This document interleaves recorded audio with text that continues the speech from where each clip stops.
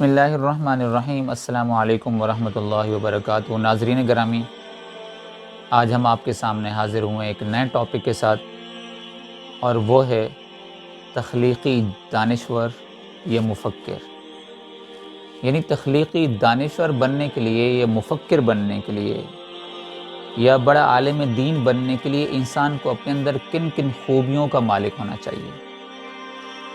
ناظرین گرامی، یہ تو حقیقت ہے کہ تخلیقی دانشور ہمیشہ مثبت سوچ کا مالک ہوتا ہے، عجز و انکساری ہوتی ہے۔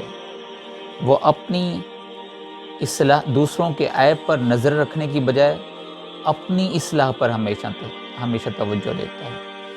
اس کی مثبت سوچ ہوتی ہے، تبھی جا کر وہ ایک تخلیقی دانشور یا مفکر بنتا ہے اور اپنے آپ کو منوا لیتا ہے دنیا کے سامنے۔ یہ تو چند چیزیں تھیں، لیکن ہم آج ان خصوصیات پر، ان کوالٹیز کے اوپر، ان کریکٹرسٹکس کے اوپر بات کریں گے جو ایک تخلیقی دانشور کے اندر موجود ہونی چاہیے۔ نمبر 1، سوالات پوچھیں۔ یعنی ہمیشہ تخلیقی دانشور جو بنتا ہے یا مفکر بنتا ہے یا اپنا نام روشن کرتا ہے دنیا کے اندر، اس کے اندر ایک خوبی یہ ہوتی ہے کہ اس کے اندر تجسس ہوتا ہے۔ جیسے ایک بچے کے اندر سوالات پوچھنے کی عادت ہوتی ہے، تجسس ہوتا ہے، اور ہر وقت لگا رہتا ہے، چھوٹی سے چھوٹی باریک چیز کے بارے میں بھی معلومات حاصل کرنے کی کوشش کرتا ہے۔ تو اسی طرح تخلیقی دانشور جو ہوتا ہے یا مفکر بننے کی جو شخص کوشش کرتا ہے، عالم دین بننے کی کوشش کرتا ہے، اس کے اندر بھی یہ جستجو بہت زیادہ ہوتی ہے، اور وہ کوشش کرتا ہے کہ میں ہر چیز کے بارے میں جاننے کی کوشش کروں، ہر چیز کے بارے میں معلومات حاصل کر لوں۔ تو یہ تو وہ ایک پہلی خوبی ہو گئی۔ نمبر 2، صفر سے ابتدا کرنا۔ کیا مطلب صفر سے ابتدا کرنا؟ یعنی کسی بھی فن میں وہ جب داخل ہوتا ہے، تخلیقی دانشور یا تخلیقی مفکر کسی فیلڈ میں جانے کی کوشش کرتا ہے، وہ چھوٹے درجے سے، یعنی زیرو سے، صفر سے وہ اسٹارٹ لیتا ہے، اور اس کے ایک ایک اسٹیپ کو پڑھتے پڑھتے، جانتے جانتے اور کمال درجے تک علم حاصل کر لیتا ہے اس چیز کے متعلق۔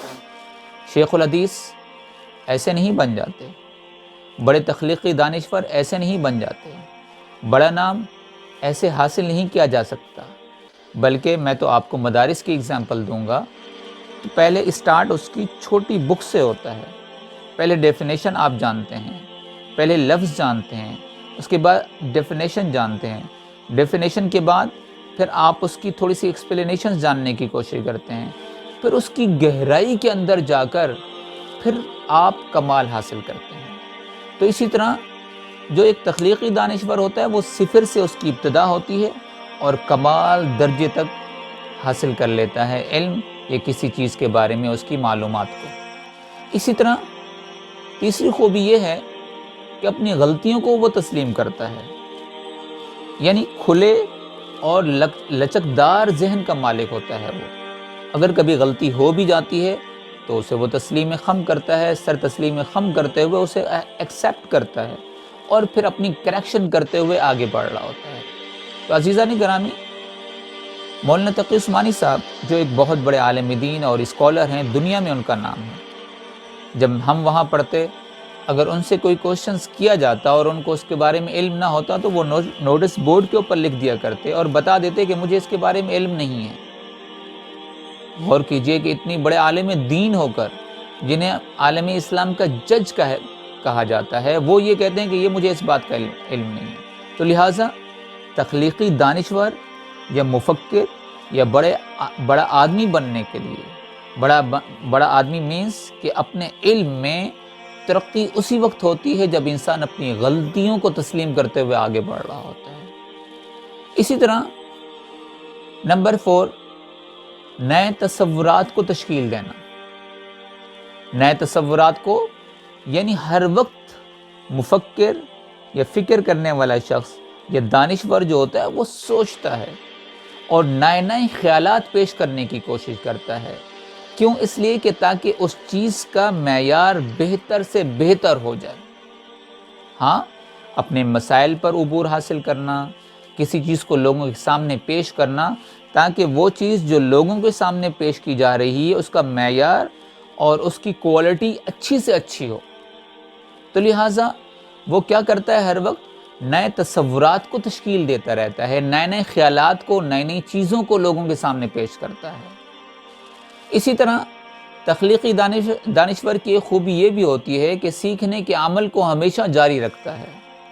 وہ یہ نہیں کہتا کہ میں اس عمر کے اندر، یا میری ایک ایج تھی، میرا ایک ٹائم تھا، جہاں تک میں نے پڑھا ہے، جہاں تک میں نے سوچا ہے، بس اتنا ہی کافی ہے۔ نہ، بلکہ زمانے کے تبدیلی کے ساتھ ساتھ، ہاں زمانے کے حالات کے ساتھ ساتھ نئی نئی چیزیں جب ایجاد ہوتی ہیں تو وہ بھی ان کے متعلق سیکھتا ہے اور اسی کے متعلق وہ آگے بڑھتا جاتا ہے اور ان کا سلوشن ڈھونڈتا ہے۔ ہاں، جیسے سقراط کا ایک بہت مشہور قول ہے کہ میں اتنا جانتا ہوں کہ میں کچھ نہیں جانتا، یعنی اتنا علم ہونے کے باوجود بھی، اتنی بڑا نام ہونے کے باوجود بھی وہ کیا کہتا ہے کہ میں اتنا جانتا ہوں کہ میں کچھ نہیں جانتا۔ ہمیشہ وہ سیکھنے کے عمل کو انسان جاری رکھتا ہے اور وہ ہمیشہ سیکھتا ہی رہتا ہے، یہاں تک کہ آپ صلی اللہ علیہ وسلم کی حدیث ہے کہ انسان علم حاصل کرے ماں کی گود سے قبر تک۔ گویا یہ جو پروسیس گیننگ آف نالج ہے، یعنی علم کے سیکھنے کا جو پروسیس ہے وہ تا قیامت جاری رہتا ہے، وہ قبر تک، انسان کی زندگی تک، آخری لمحے تک جاری رہتا ہے، وہ کبھی ختم نہیں ہو پاتا، چاہے وہ 40 سال کے ہوں، 50 سال کے ہوں، اور یہ کہیں کہ مجھے جو ہے مکمل دنیا کے بارے میں، مکمل کسی چیز کے بارے میں علم حاصل ہوا، ایسا نہیں ہو سکتا۔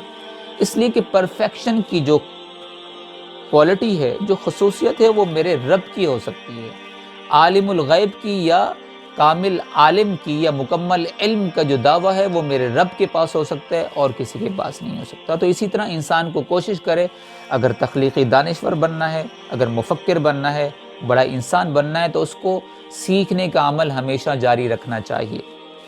اسی طرح مفکرین کی ایک خوبی یہ بھی ہے، ایک کوالٹی یہ بھی ہے کہ انا کو ختم کرنا، یعنی اپنے آپ کو یہ نہ سمجھنا کہ میں بہت بڑی چیز ہوں، غرور اور تکبر کے اندر اپنے علم کے گھمنڈ میں اتنی آگے نکل جانا کہ وہ اپنے آپ کو کامل اور مکمل سمجھنے لگے۔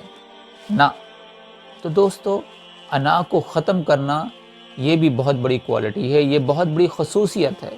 تو لہٰذا یہ چند وہ خصوصیات تھی، 6 خصوصیات وہ ہیں، 6 خوبیاں وہ ہیں جو ایک تخلیقی دانشور کے اندر ہوتی ہیں، مفکر کے اندر ہوتی ہیں۔ تبھی جا کر جب ان تمام خوبیوں کے مطابق اگر ایک انسان اپنے آپ کو ڈھالتا ہے، کوشش کرتا ہے، ان کے مطابق زندگی گزارنے کی کوشش کرتا ہے، تب جا کر وہ کسی مقام پر پہنچتا ہے اور وہ اپنے آپ کو دانشور اور مفکر کہلا سکتا ہے۔